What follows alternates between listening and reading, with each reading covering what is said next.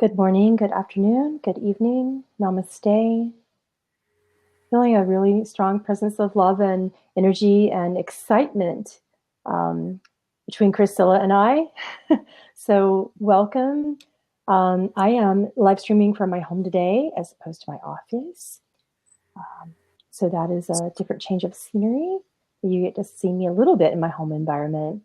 So thank you for being here, and a big thanks to Priscilla for taking time out of her day to be with me. I have decided, based upon the instructions of the Hyadeans, that we need to be clear conduit today, which also happened, synchronistically enough, in the Blue Avians channeling. So we will not be transiting today unless for some reason they tell us to do that. And I think it's because the power of the energies that come through in trance need to be a little bit modulated from time to time, as many of you experienced in our channeling of the Blue Avians just last week.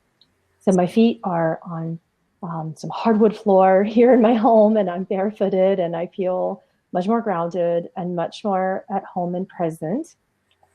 So thank you everyone for being here. Now it's time to place your questions in the Ask a Question section, because we didn't really have a lot of interesting questions from the Patreon comments, which we are no longer reading at this point. And let's begin.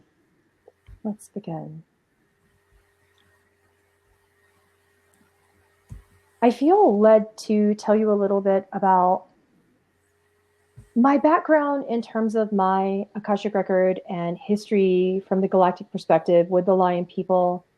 Priscilla and I actually met last year, I believe it was, and she can correct me if I'm wrong, around the Lionsgate transmission, wasn't it? It was, yeah, and it was great energy. It was a fantastic get-together. Yeah, so, and we just were immediately pulled in towards each other and had some beautiful channel messages coming through. And both of us have been really connected, because we are from the same background from the galactic perspective with the Lion people. And both of us each have a really strong galactic presence with them here on this earth in our unique missions. And they're very similar to each other. Priscilla is an amazing facilitator as well. You can find her. Thanks. I think that you can find her over at quantumhealingpractitioners.com, but where else can they find your work? My website is priscillalewis.com, so I am a quantum healer, and I also do Beyond Quantum Healing, which has been created by our lovely dear friend Candace Crow Goldman. So yes, you can find me on priscillalewis.com. Okay, I want to start with something that's coming through really strongly from some of the beings that often come through as ambassadors and speakers that represent the Hyadeans, which, for those of you who are unfamiliar with them, they are from Lyra. Those are Lyran Feline collectives, often called the Lion people, as we have stated. The ambassadors that come through are called the Divine Architects. So they consist of many well-known ascended masters, particularly Serapis Bey, and then Saint Germain, Lady Portia. A lot of the twin energies come through the Lyran Felines, because it's all about the divine marriage, the divine feminine and divine masculine energies that are merging right now on this planet, and the importance of that, which is very interesting, because we were this close last week to bringing forth Lady Portia and Saint Germain, and the Lyran Feline said, nah, you've got some things going on. Why don't you work through that first? Prepare for this channeling more, and then allow us to come through initially to set those energies in place, which is why that channeling got rescheduled for the greater good. Someone said, you two look like twins. Well, we do have an immense background in history together, the two of us.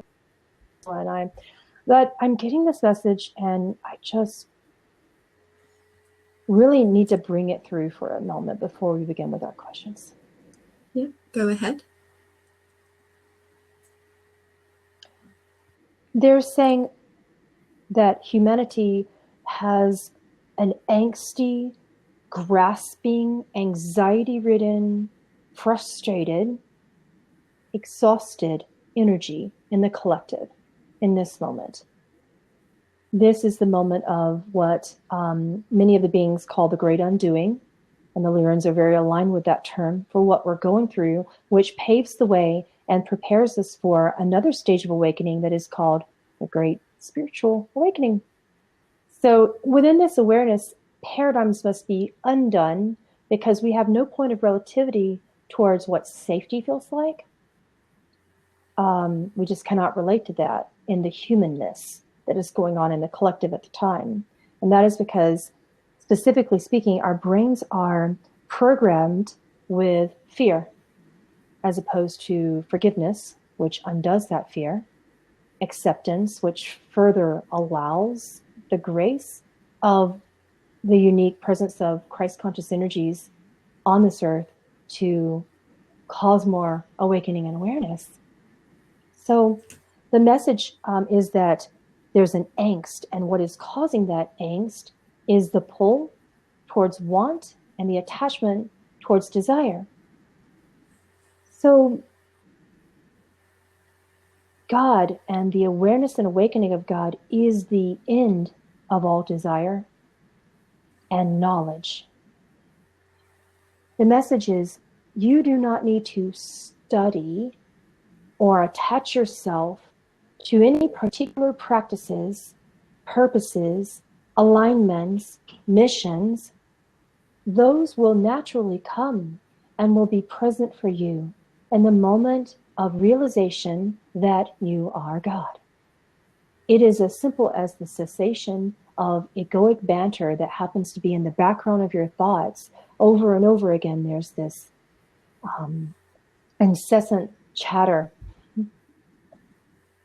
and egoic display. And when I mean ego, I do not mean arrogance. They want me to make that clear. What do we mean by ego? Ego is the portion of you that makes you doubt, criticize, judge, and it is the cover for fear, which is the biggest problem in the human conscious collective at this moment. Lack of forgiveness, doubt, criticism, and shame are the lower frequencies that need to transmute. Forgiveness, trust, acceptance, allowance are the energies that will pave the way for grace to transmute those frequencies so that you are prepared for what trust feels like. What is grace? It is a moment where the undoing occurs and a realization of God begins. And the end of desire and knowledge is that God. When you are no longer saying, I need to know what my purpose is. I need to know what my function is. I need to know, I need to know, I need, I want, I need, I want.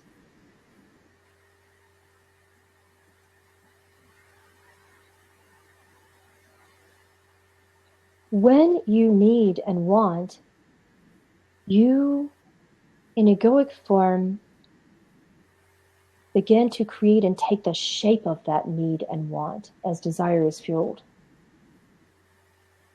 This is not an advice you not to feel. Awakening does not mean you do not have emotions.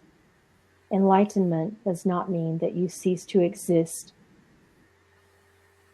But it is innate trust that something else fuels the desire, not body, not mind, not egoic regimen and matrix structure.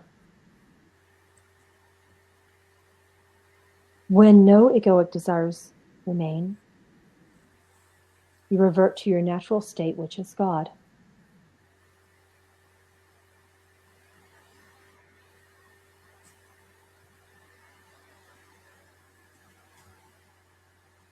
Okay, and that's all the message for now. Let's move forth with your questions. That was beautiful. So we know that you started with a question with energy and the ascension. And the question is with regards to the Schumann frequency, that there's been huge blasts coming in. How is this impacting human consciousness and our frequencies?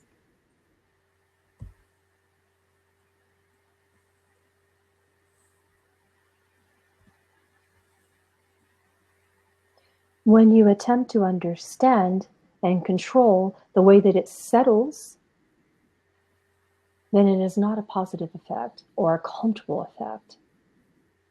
Initially, it is the clearing of the cellular debris occurring in egoic nature, which of course feels uncomfortable because you are shaking yourselves up on all levels, which means there is a great uncertainty in your foundation, and you feel as if you are building on air.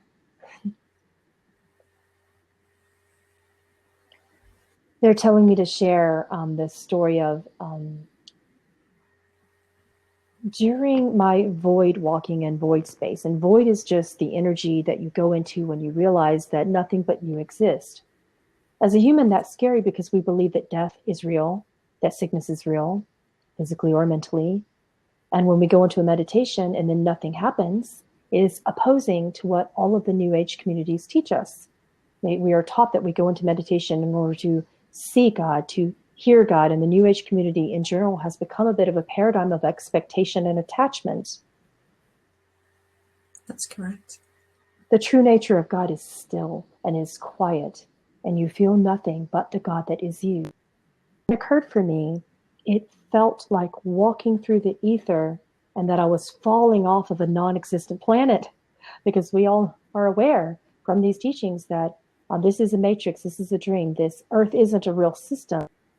However, when you're an ego, your mind tries to convince you over and over again that it is. So I had this walking experience where I felt that I was walking with God. Notice that word. And then God said, okay, now walk as God. And I went, what? Wait, you have my hand. You got my back, right? We're not walking through space, looking down at earth. I'm going to fall through what isn't. And he said, not if you focus on what is. So I put my first foot forward and there was nothing. And he said, why are you imagining that there's something God can walk through and there is no form? You're walking as content. What that meant was I had to step through my God presence to trust that I wasn't the foot being placed upon some building block that is form within the cosmos. And then I had to trust that I was the very stars created within those cosmos. So as I placed my foot forward, I felt Angelic's catch.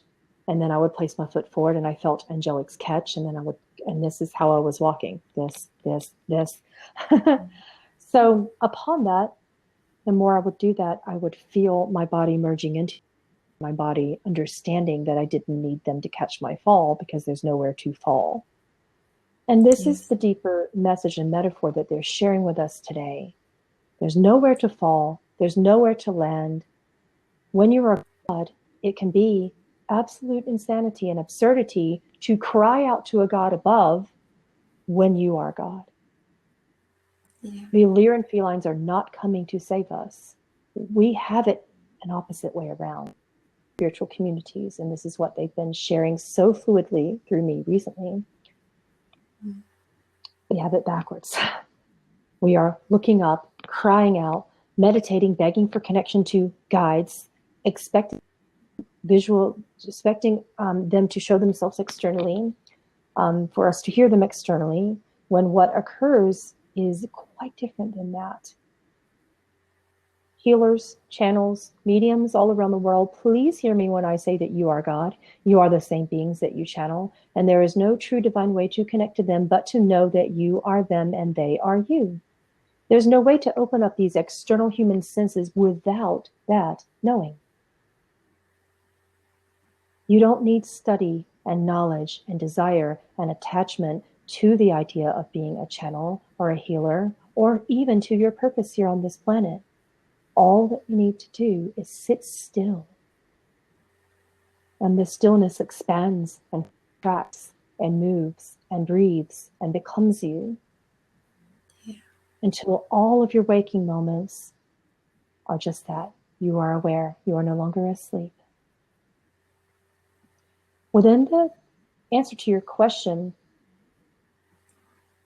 the Schumann resonance can be uncomfortable because you are uncovering layers and layers of programmed debris, is what they're saying. It's just programmed debris. You no longer need it. It no longer serves you. This anxiety, this fear, and these awakenings are no longer relevant to serve you. Please let them go. Once you do that, it can become more comfortable. But right now, Earth is in a period of angst. That was very beautifully explained, especially how we need to just be and not go looking for those answers. So, and they're very much in tune with this group because I didn't have a chance to ask the second part of that question, which was about dream states and how do they connect with us in dream state and what happens in our dreams. Are we becoming more aware?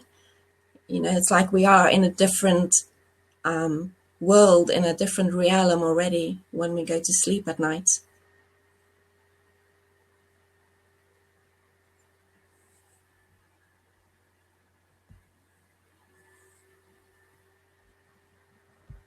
What if when you are asleep is your greatest waking moment? Yeah. What if these dreams are the realities that are existing simultaneously in parallel environments, and those dreams are here to cause your great spiritual awakening? However, the moment when you open your eyes from such dreams, when we are connecting as you and through you, when you are doing your greatest galactic work in parallel environments, when you open your eyes into the consciousness, then you sleep. When you are a body, then you sleep. That's so true, isn't it? Yeah. Then you sleep.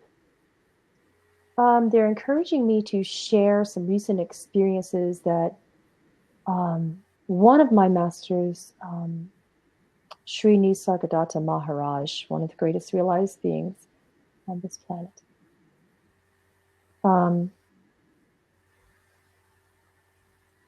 he shared with me something very, very interesting about balance. Because I had been asking him and the Lyran Feline some questions about balance this week in preparation for this channeling, because I noticed the human conscious collective struggling for what does that mean to be in balance with. And so many people were sitting before me saying, well, okay, I meditate, and then I have to get up and go to work. I have to hold a 3D life. I have children to raise. I have bosses that don't understand what I'm going through in my awakening. So this has been a bit of a dilemma. And the Lyran Felines wanted us to bring that up today, very, very specifically, this alleged dilemma. And it's relevant because the moment you perceive it as a problem and a dilemma, you go back to sleep. Here are some tips to stay awake. When you come out of the divine reality that you believe is a dream, it's actually not. Sometimes we have those states where the brain comes in and it's over, and many of you are well aware what those dream states look like when brain takes over and says, work through something ridiculous that you're afraid of. However, there are things beyond that that you believe are fantasy, that are made up, that are imagination, and those things are beyond your ability to conjure, comprehend, and understand. That is potentially why it's real. Now, in this dream reality, when you work with that, it's going to prepare you for this undoing. So a lot of you light workers and empaths and awakening beings are uncovering from ego, ripping away, and it's very uncomfortable, ripping away layers and layers of ego in the alleged dream world. However, the Lyran Felines believe that that's more of the reality when they're working with you so closely. It's when you open your physical eyes and get out of bed every morning that is the actual dream. Here are some tips to stay awake. When you awaken, you are in a place of trust. Your brain isn't quite operating from ego just yet. When you're in and out of what we call the hypnagogic space, when you're in that space, everything is a potentiality. Everything is a wonder. Everything is a beautiful feeling of trust before ego starts. And this is normally what happens. We wake up and the first notion is, look at the time. We have to be somewhere. We have to be at our job, so we'll be late. And then ego comes in. Did you do this today? This bill is due today. This particular task is due today. This function has to occur today. Or what? Ask yourself that question in your inquiry. Or what? Are you going to die if those things perform slightly differently on that day when you need to connect and realize that you're God? Take a little bit more time when those alarm clocks go off. Take a little bit more time to observe the fact that time isn't relevant. Release the notion of time. Sit with God for a moment before your thoughts begin. And what does that look like that we continue to share with the world? It is meditation. You are not going into meditation to create instantaneous notions of bliss. You are not going into meditation to see or to feel or to hear, although that may or may not occur in your experiences. The beginning stages of your awakening from the dream require that your ego goes to sleep, which means that initially you will feel nothing. You will see nothing. You will hear nothing. And in those moments, realize the beauty of God.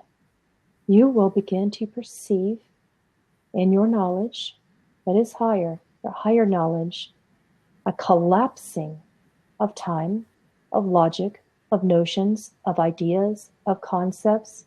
You will no longer feel your body or be aware of its existence. You will only feel and be aware of your breath. And this is the first stage of God connection. The second stage is the knowledge that you are the lingam. The lingam is the first form of creation from the presence of God. They've showed it to me before. It is an elliptoid shape. And you will see, normally you will see it or get a knowing of this right here, or just deep within your heart energy, or deep kind of behind the navel. And that's another. Observe it, feel it, see it, get the knowledge of it. And again, seeing is not required in this exercise, although at times it occurs. When you realize that this is what you are, and that this is God, and that you are that, all other function falls to the wayside temporarily until you begin to expand from all that is God. When you choose to come out of meditation and open your eyes, choose a higher frequency. Begin your inquiry by saying, I am that. And what is that creative form? It is God. It is the I am. From Creator's perspective in this moment, you can choose a frequency. I am peace. I am compassion. I am forgiveness. I am love. You, as realized beings, know best what you need. You do not require external knowledge for this. Carry over the frequency which you require for that day by repeating throughout the day, I am, and fill in the blank of what that is in your creative notions. And then God thinks, God creates a concept from a space of trust and love and peace. And you become the peace and trust and love that you wish to receive. You are no longer asking to be filled, for you are whole. You are no longer observing that you are empty and must receive love and trust and acceptance externally.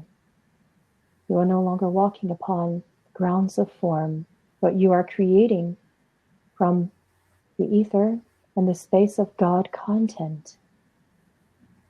Be this peace, be this love.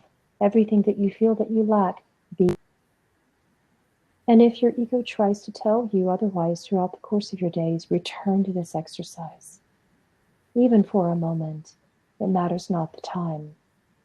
The depth of your connection is the truth.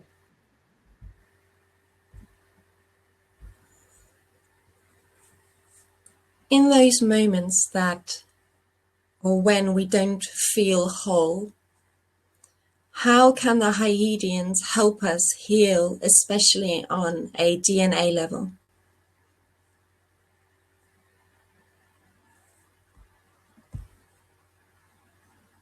Sound is our primary tool throughout the course of the day. If you cannot return to the silence and stillness and knowingness that you are God, allow the divine sound currents that have been placed within you as tools to guide you inward, and then go still without sound.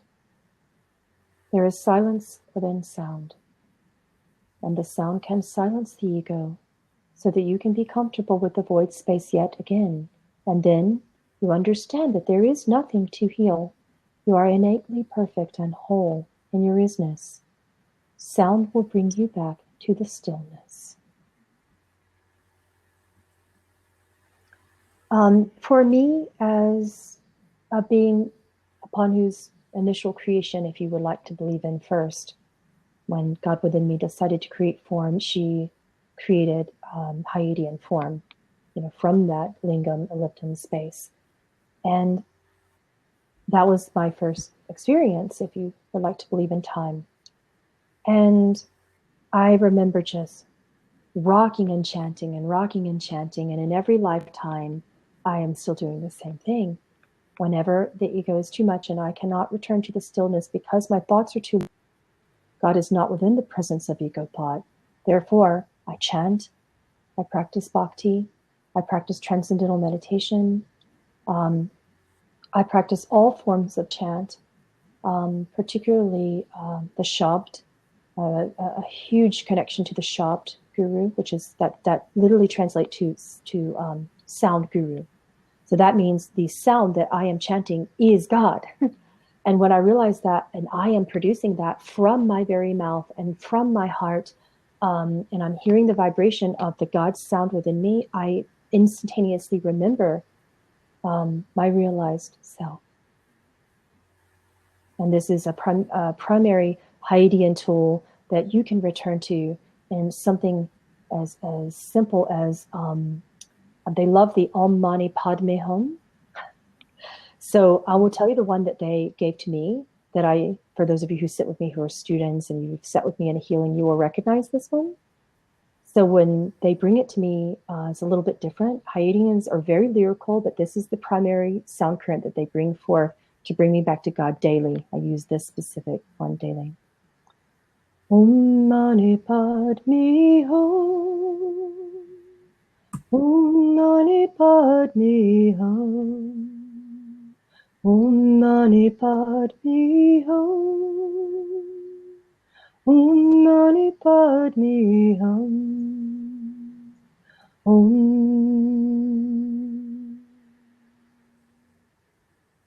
So you can have that. That's my gift to you. That'll be on a record one day and you can have it then too. That is just so beautiful. You have such a wonderful voice. Can the Hyadeans tell us about their ascension process? It was challenging for us. Much like the Pleiadians, we experienced the dream and the illusion of the reptilian and Lyran Feline and Pleiadian wars. Within duality, we began to believe that our God was quiet and peaceful and still, therefore we were in power under something due to aggressive force against us. And in the Lyran Feline and reptilian wars, we were decimated because we believed that we could be. And there were strong Pleiadian and Arcturian prime creators that formed an alliance within us, at which point the concept of the twin families were created. And do they also have karma like us, or is karma a man-made thing? When God begins to create form, there is an initial karmic response always from the expression. And once God is realized, it is a dharmic response. And all is God, all is dharma, all is cleansed. And we return to the cycle return to the cycle of the lingam, again, in wholeness, in completion, no longer to create from karma. These cycles are perpetuated many times over and have been and continue. However, the Hyadeans no longer wish to create from karma, hence the notion that the twins that are currently on Earth do no longer create from karma.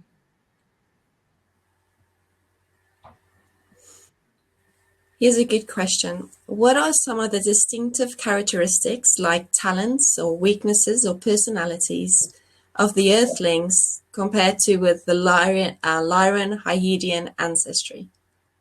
They are very similar. You are not unlike us. In our enlightened, illuminated forms, and upon the expression of dualistic form, there are many similarities. And we will start with the dualistic illusions.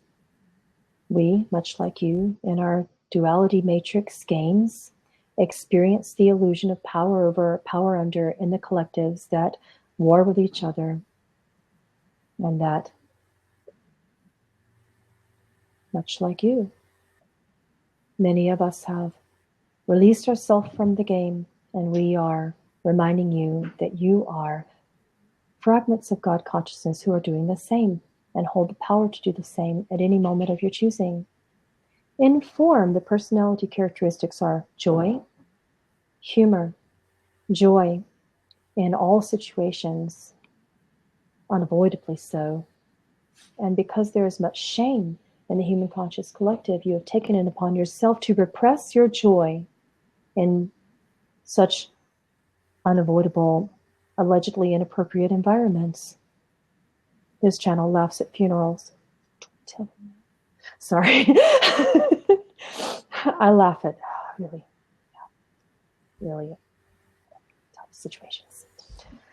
And it's hard not to, because I'm seeing the pure illusion and kind of absurdity of the idea of death. And for me, the beings who are being talked about in memorial services are quite joyful and kind of giggling and laughing and loving and compassionate and putting forth all sorts of, oh my goodness, you wouldn't believe the stories I could tell you about being at weddings and funerals when your oversouls are standing there in spirit form going, oh yeah, I remember that, and oh yeah, why is this that? I'm great, you know. And then they're dancing and they're joyful and they're happy to be released from the immense agony and suffering of the human body. And that is something that I can tell you that I learned from carrying forth this Hyadean expression into this form, is that I no longer reserve and suppress my joy, even if it is allegedly inappropriate. If you'd like to believe in shame, it doesn't work very well for me. I can tell you that there seems to be in the dualistic games with Hyadeans this intense nature where it's joy and love and compassion and intense expression, or peace, quiet, and before enlightenment and illumination and realization, there's a bit of an empathic overwhelm where many of the Hyadeans are expressing in the light workers and empaths that are incredibly overwhelmed, by some of the things we were discussing earlier, such as Schumann resonance and frequencies. They're incredibly overwhelmed by third dimensional paradigms and systems. And that is because the Hyadeans represent the catalysts and the activators that work together to break the building blocks of those very systems that continue in matrix form. So there are, Hyadeans are natural leaders, although quiet ones. They are well studied. There's an intellectual background to the Hyadean. They are just fun. There's a lot of fun. Hyadeans believe in dance and joy. There's a lot of musical and artistic flow and shamanic energies coming through, not just the Hyadeans, but through the Lemurians from the galactic perspective. So Hyadeans will often formulate a parallel universe expressing as a Lemurian being so that they can also be shamans. Like for me, I enjoy oneness, and then there's this dualistic part of me also that enjoys going through the Akash and clearing very painful, allegedly fearful shamanic records. I was initiated as a shaman from a young age, and I was told I cannot be fearful of anything that most people are fearful of, such as, alleged demons and things of that nature. Hyadeans are kind of warriors. They would come into a situation like that and say, oh, there's a demonic thing. Okay, well, let me play with it. So they're a bit of a daredevil. So there's that part of the Hyadeans, which they'll come in a very protective way and be like, oh, a demonic entity is annoying my loved one. Let me kick its butt. Things of that nature, protective by nature, mothers by nature, and not the type of mothers always that when the baby bear is being messed with, that the mother bear is going to come up and hug you. Mother bear might come up and do something else. So Hyadeans are powerful in that way.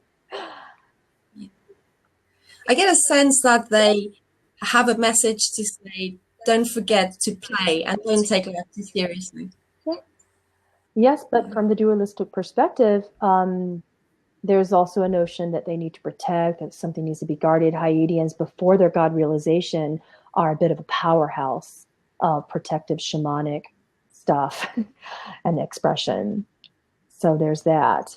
So they are Hyadeans and Lemurians as well, are very similar. And you are the dancers, the healers, the shamans, the musicians of the planet. You like your voice to be heard. You enjoy it, while simultaneously before God realization, it's very uncomfortable to be seen and heard, which is a bit of a contradiction, but the Hyadean within their very nature balances that contradiction. So going back to that word balance, now they want to talk about that because we didn't get to go there earlier. Okay. You cannot say, I will be spiritual in my meditations in the morning. I will go dance, go to a drum circle, go to my group meditations, and then go back into the 3D and tune all that out and suppress it. It does not work that way, Lyrans. The point of that is to express from that and carry that energy into the third dimensional environment so that you understand that it is not true, it is not real, that you will be accepted, and not just accepted and tolerated, but embraced. Your what you call weirdness is actually permission for others in those sleeping environments of the matrix to awaken with joy and expression and power. You are the voice of this planet.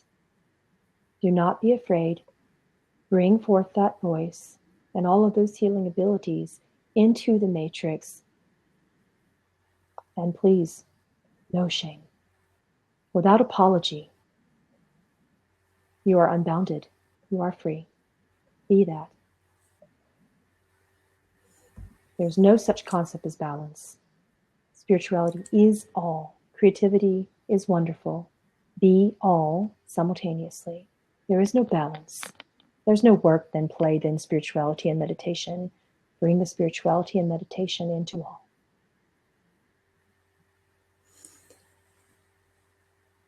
And are there some of you incarnated here on the earth plane at this time? Some. We are the most dominant race on the planet currently, with the exception of the reptilians. Hence, the need for balance. So they are incarnated on earth as us? Yes. Like we are them? We are your gene pool. Beautiful. And what is the relationship between cats and the felines on the earth? And then also looking at the lions. The cats are a very creative expression because they proceed with balance, neutrality, and detachment. They will choose to love you when it is acceptable and when it is loving for them. When there is a symbiotic environment, then they will. And when it is not, then they love themselves enough to choose such alignment and retreat. For the very nature of self-love, they understand that they are God, and the healing and the quiet and the peace of God must come first at all times. They are masters of their environment. You chose the dream that cats would be relatable enough. Therefore, we allowed for the dream of form when we created an appearance to look like part lion, part humanoid, because you created it that way.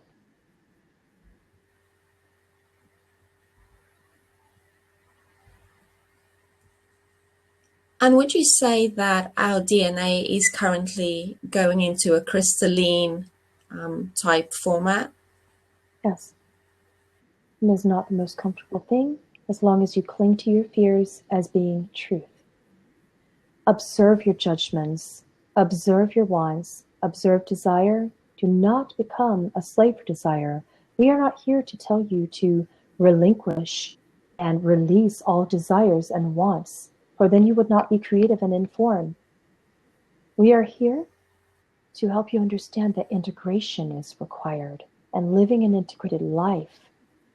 Eliminate the word and the need balance and replace it with the word integration and wholeness, and then you will understand.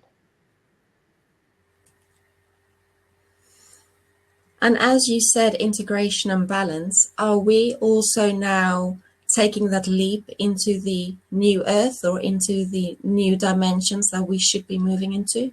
Why have you believed that something can be new or old? The past is not relevant.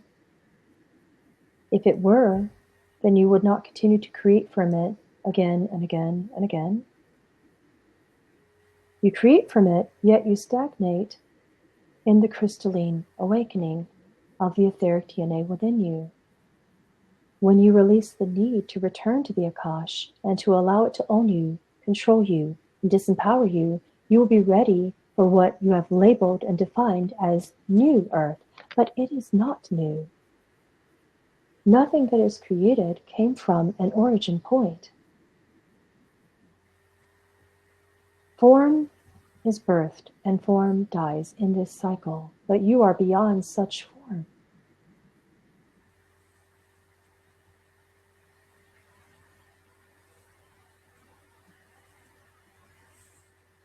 Gaia is already here.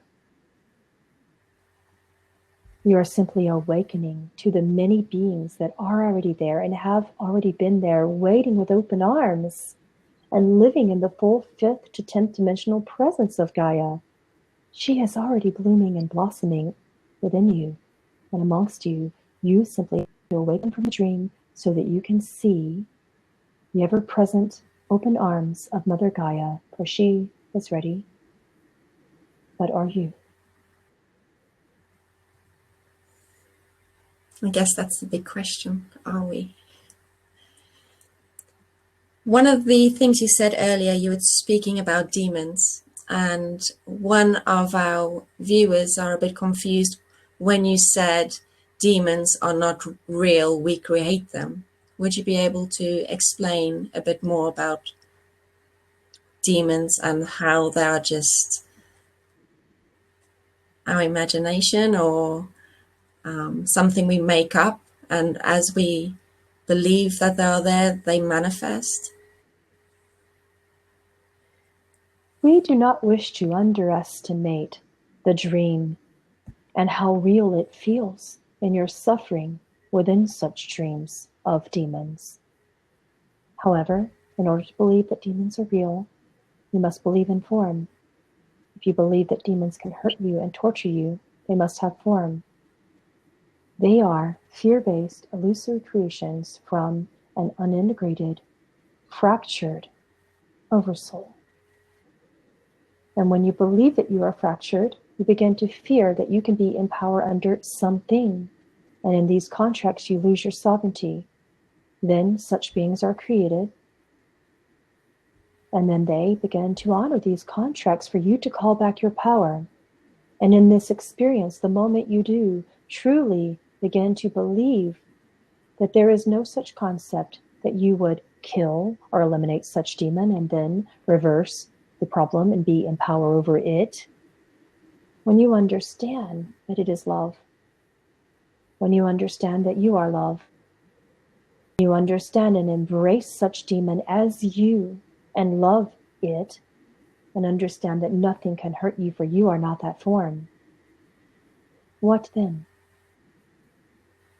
What then can such a dream world plague you? Can such a creation plague you then?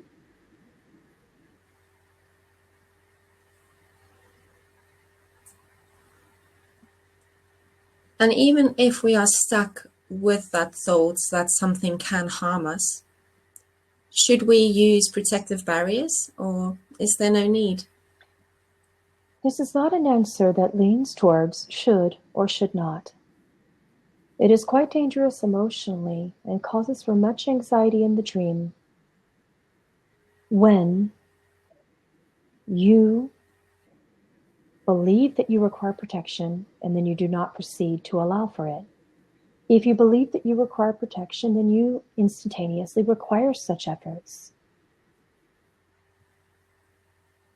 It is a bit of contradiction and an ever-perpetuating cycle of I require protection, I shield, I cleanse, I kill, I thwart, I remove, then I am vulnerable, which I believe that I am afraid to be vulnerable in form, and then I believe that I am a victim, and the moment I believe that I am a victim, an entity aligns with such contracts to give me that ever-powerful present moment, an opportunity to return to power and understand that I am not powerless, that I am not such form that can be tortured or suffered through.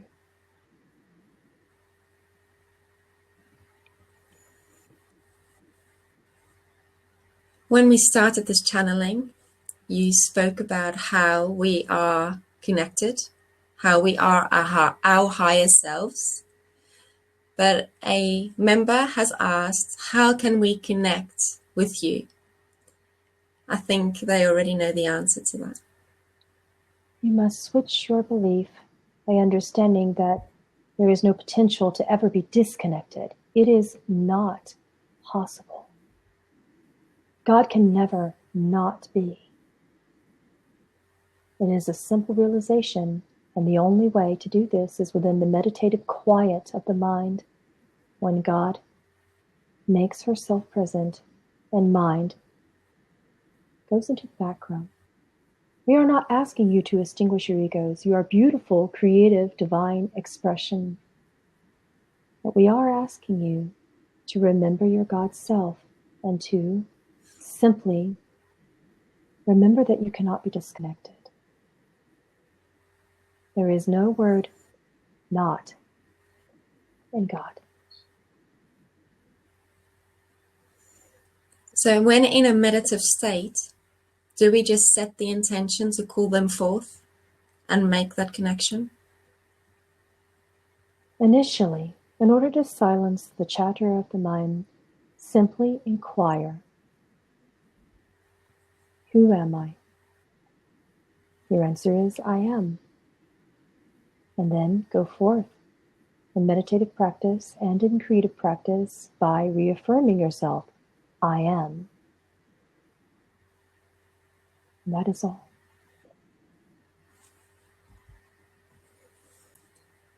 What is the way to use intellect that is most aligned with our highest good? Where is the place for the intellect, or for intellect and intuition? Where is the place for intellect and intuition? The question in and of itself is faulty because you're separating intellect from intuition. And when you do that, the fractured form begins. And the ego arises and creates a diversion and a distraction, a fractured concept that is not divinely true. Understand that the place for intellect is intuition. It is within the knowing that is quiet.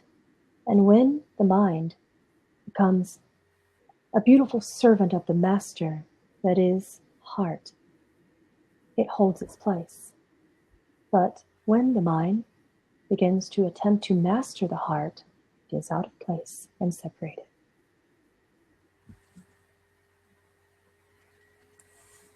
Thank you. Like every answer you give, I just want to give a moment because there's so much to take in instead of rushing to the next question. But could you please explain more on the twin flame families? We did touch on that earlier with Lyra, the Christ consciousness, and the links with twin flames and their roles on the earth. How much of your true human time do you have today to expand upon such a lengthy story that you have created? We simply ask that you awaken to each other's presence. Do not define each other's presence. Do not label roles within each other's presence. Connect without shame or fear or precedent or attachment to results and outcomes. Understand that all is well, all is perfect, all is love. Be patient and loving and compassionate with each other. You are already meeting. And you are your own twins, and the love within you can expand so creatively outward into the dream that you attract the God that is you within form. You have been doing this since the beginning of your Matrix games, when you, as Lyran Feline beings, expanded and then felt the need to connect to the Pleiadians. When you felt the need to create families with Pleiadians, you began.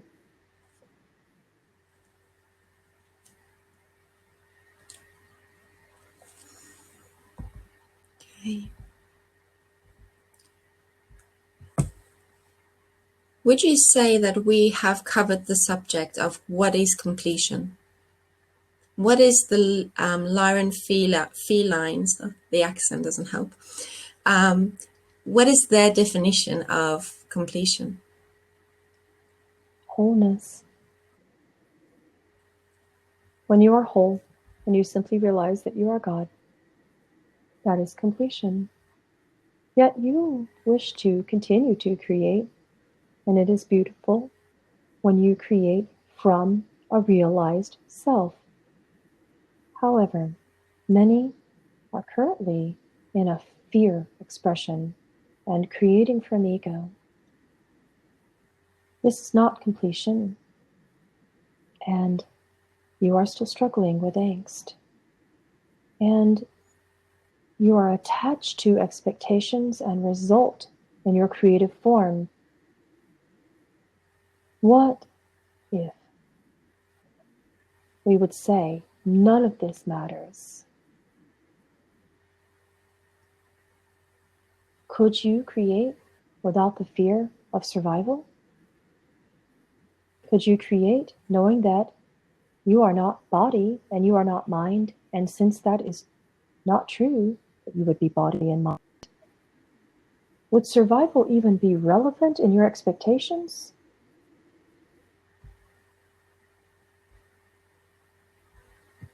There are so many ideas that you have created, that you are death, that you are birth. You are the sound, you are the silence, you are the gaps between. Say, when you are sleeping, when you awaken and you do not remember the truths that occur within this divine reality, and then you say, I wish I could remember my dream. There are gaps, moments of memory, in the still silent space upon your awakening where you remember everything clearly. And then you wish to carry that remembrance, that fluidity, that completion throughout the course of your creative days. There are those same gaps when you are inadvertent and walking around sleeping and unconscious of your surroundings. The key to awakening is observing your consciousness and not rushing through life. Key to awakening and illumination is simplicity. And when you are no longer inadvertent, the gaps in your waking moments, as you call them, we believe that many are still asleep when you are going throughout your days in the matrix, your jobs, your families, your environments. You are looking for more periods of awakening, yet you walk about as if you are asleep in certain limiting structures and paradigms. And you hold the nature that time is of the greatest essence. You are restricted in your daily rhythms, years of survival or lack. And you create from such limited form perpetually. And you wonder why you cannot remember God. But God is in none of the stories that are created from fear or lack. For example, many of you will state, well, I can't meditate long because I must awaken and go to my job. I can't manage my frequency in an extreme moment of pain and suffering in a job or in a relationship environment because, fill in the blank. Why not is our inquiry. Whenever ego creeps in, ask yourself that question, why not? Someone wouldn't understand? The answer to that is, so, and? What if they do not? What then? What's next? Okay, the ego will begin to create another illusion and dream, and then I will be fired, and then I will not pay for this, and I will not have the survival of the comfortable home in which I live. I will not support my children. I will not, I shall not, I should not, I could not. These creative dreams are no longer serving you. They are very creative in your expansion, and they have become your limitation. What if it is potentiality that you could carry this God space, this silence, this stillness where thoughts don't exist, and you are simply observing your environments, observing, not saying that you do not suffer, that you would not feel pain, but you observe when you feel pain and you forgive that pain. You observe when you feel suffering and you send forgiveness, love, and compassion to that suffering. The compassionate service to yourselves and others of such pain is the answer to the return to God. These are glorious opportunities to go within, to collapse the ego into the lingam, back to the God space, and then create something else. We're not asking you to not create from ego. We are simply asking that your ego becomes servants to your hearts.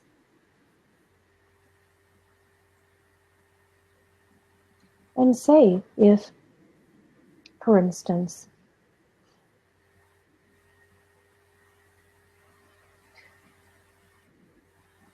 one of the masters who speaks through this channel, who she lovingly calls Guru Dev, has stated an example to her recently.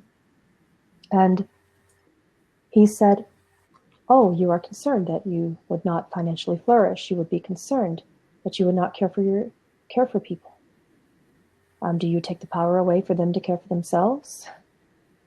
Do you believe that they too are formed, that they too require something extraneous? It is a difficult notion when you believe that there must be a balance. Though creativity can carry through when you are creating from God form and from a discerned wisdom, not from brain banter. And then of course you are supported. Of course God supports more beautiful, safe, abundant creativity for yourselves and your children. And for those of you who simply have created no excuses, such as children and animals and parents and loved ones, you have created nothing to distract you from the diversion. You care for yourselves. What if you were to go sit in the ashrams? What if you were to go sit in your temples and be cared for?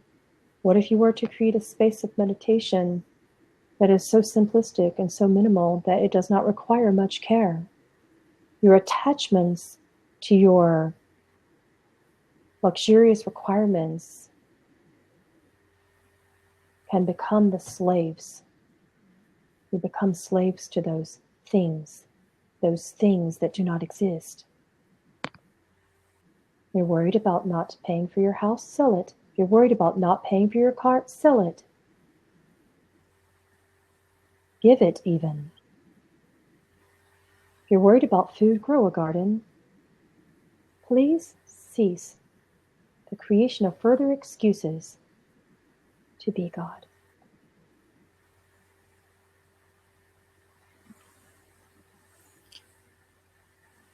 You have now touched on meditation quite a few times through this channeling, and it seems like that is key to go within, and to get that guidance that you are seeking through the inquiry and through the stillness.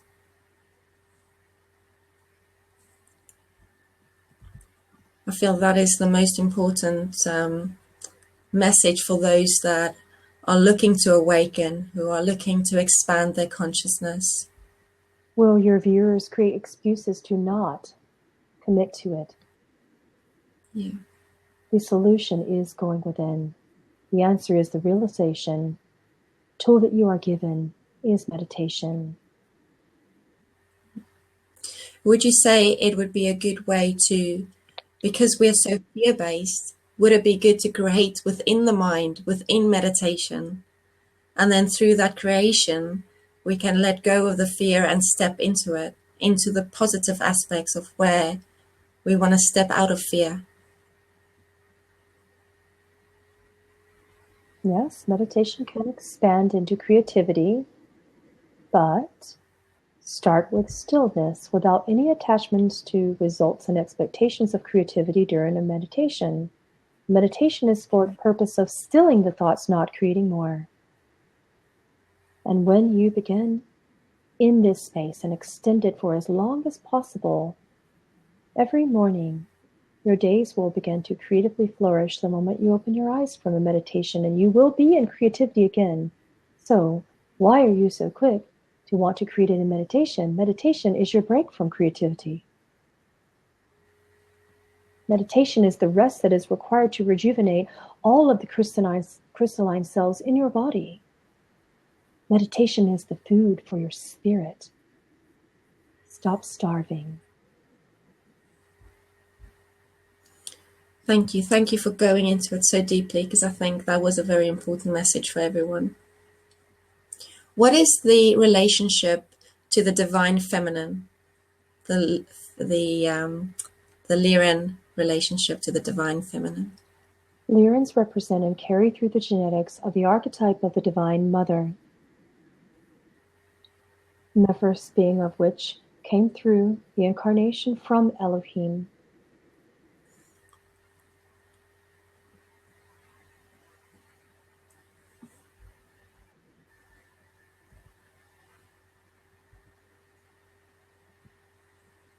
And out of all the subjects that we have covered today, is there anything that we need to know the most right now?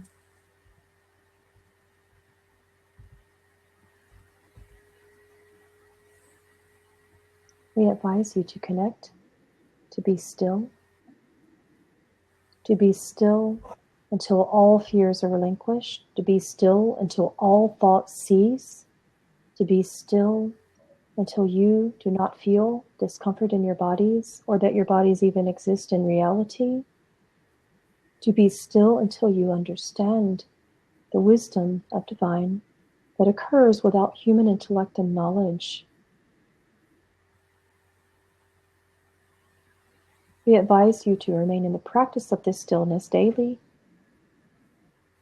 You will have plenty of time for creativity upon awakening from your meditations, and then that awakening state will creatively flourish and nurture all of your environments until oneness occurs and until you realize that nothing you see is real, nothing you see or sense is anything but God dreaming. This is the awakening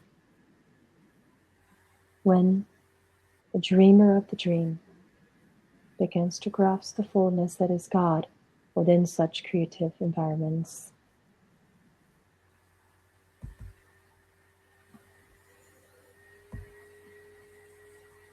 And we need to realize that we are oneness.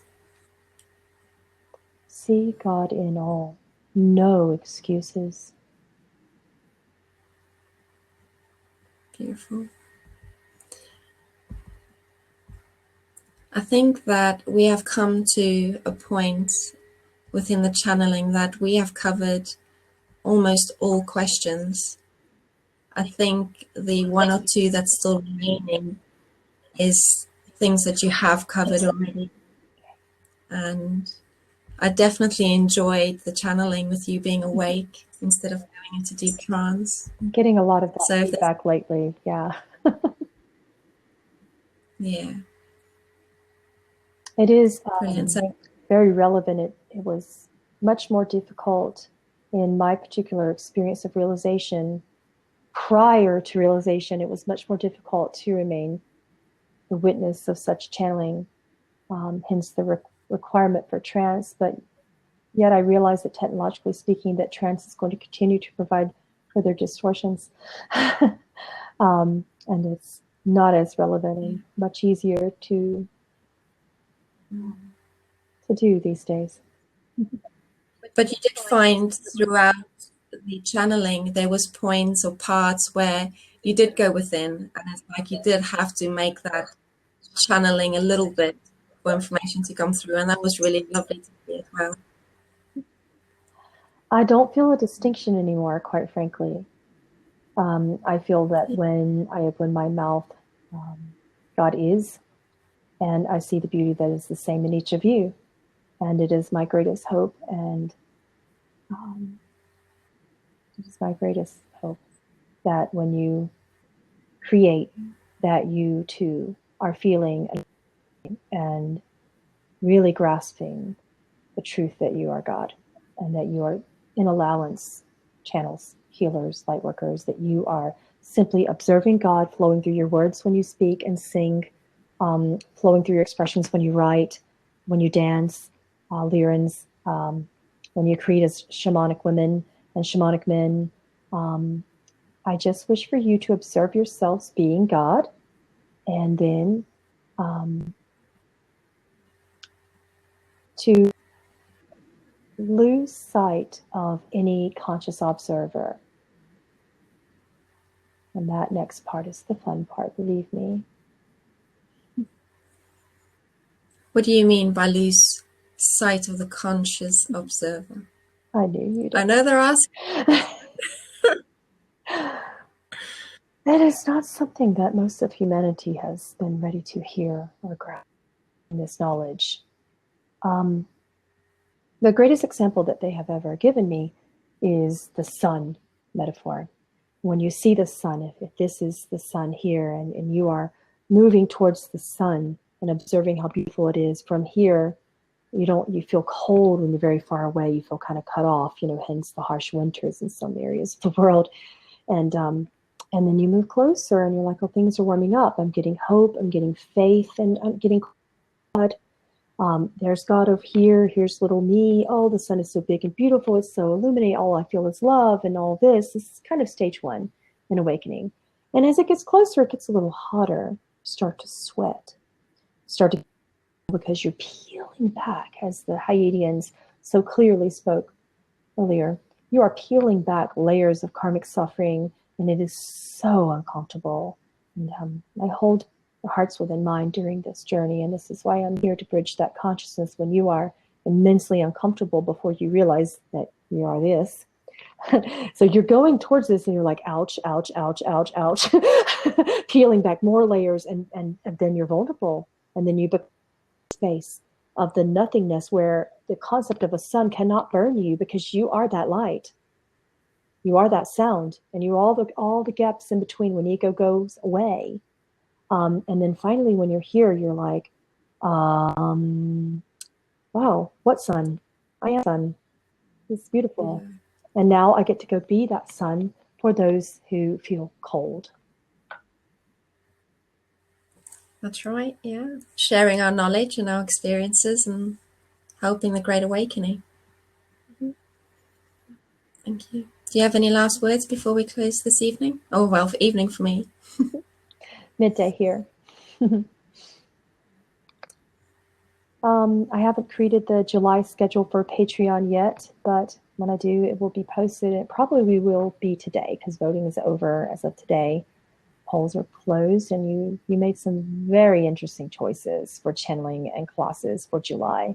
So I'll be posting that here within the next few hours and posting the schedule. I don't have dates posted yet. For some reason, I'm being told to hold off on that, but I am going to post the classes that you chose. I'll see you next week. all of you. Okay. Thank you. Thank you, everyone. Thank you, Pamela. And have a good day. Gotta Okay. find a way to make this on live so that I can talk to you, but I don't know how to do that. I'll send you a Zoom link. Okay, that sounds good. All Bye. right.